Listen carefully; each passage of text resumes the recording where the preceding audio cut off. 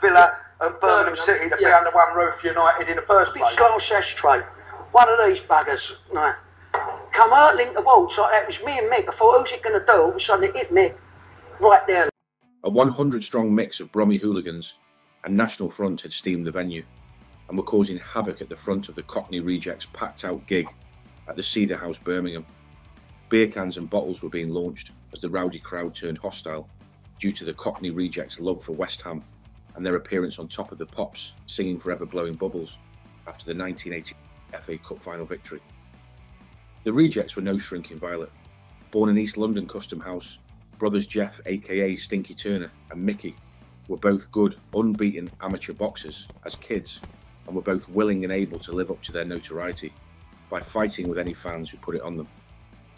Stinky Turner's love for West Ham was what inspired him to put the Hammers forefront of the punk rock era. There was also a skinhead following and elements involved with the National Front, but contrary to some beliefs, the Rejects did not want to associate themselves with the Front and actively fought against and rejected the overtures of such movements. The 80s was a very violent and politically charged period, with race wars sparking up across the country.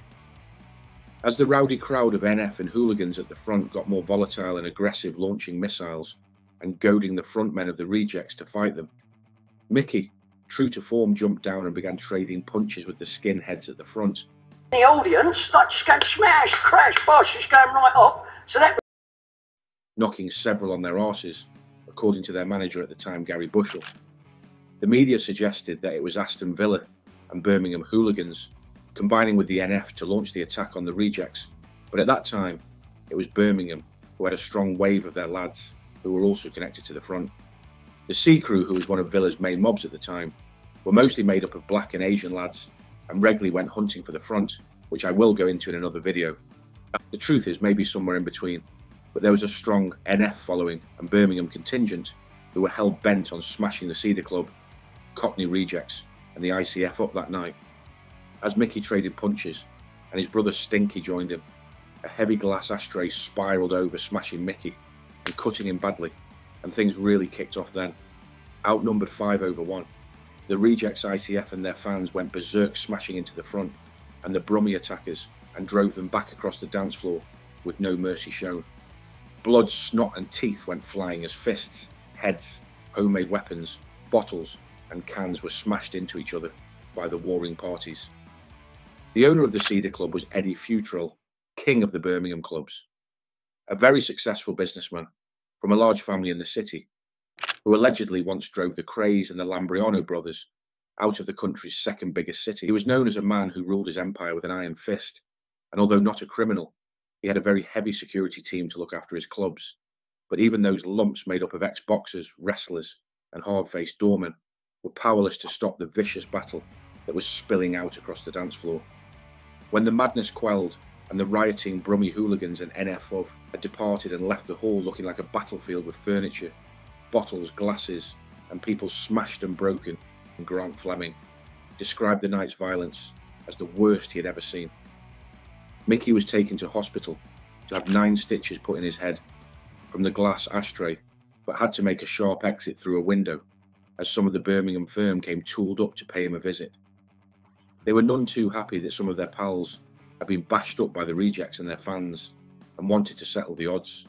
They didn't manage to catch Mickey, but their lads at the gig had managed to nick the band's equipment to the tune of £2,000, a pretty penny in the 80s. The next day, a fuming Mickey went on the search in one of the vans to try and find some likely candidates that could point him in the right direction to find their gear. It was a thankless task, but he did bump into some skinheads who he took his frustrations out on with an iron bar and got a malicious wounding charge to add to the band's woes. It would begin the downfall for the band touring, as at every gig they would have had rival fans looking to kill them, and the police shut them down. The crazy night would go down in pop rock history as the Battle of Birmingham. So that was the infamous Battle of Birmingham. A few points I'm going to give my take on. 1. The numbers at the gig. 2. The Birmingham and Villa lads combining allegation. 3. The Mickey arrest. I did some research on the event, which was a few years before my time, but the 80s was a very volatile time. 1. In the interview with the lads, they say around 200 hooligans from Birmingham and Villa and skinheads attacked them. Bushell says in an interview a year later, around 100 attackers, then in a video said 30 or 40. So I think the numbers are subjective, but all good stories get embellished over time. 2. In the reports I've read, there's no mention of hooligans, just punks and skinheads. It would be interesting to hear the take of anyone connected with Birmingham and Villa who remembers those days to see the truth in the stories. 3. The Mickey arrest was suggested in interviews and reports that he went vigilante and got some payback, but in the news report it says 3 teenagers got bashed, one a girl. I don't know if they were involved in the previous attack on the Rejects or not, but he ended up getting off without a prison sentence. This punk era is not my cup of tea. I was more into the clubbing and football scene in the 90s and 2000s, but it's interesting to research and see how volatile it was back then.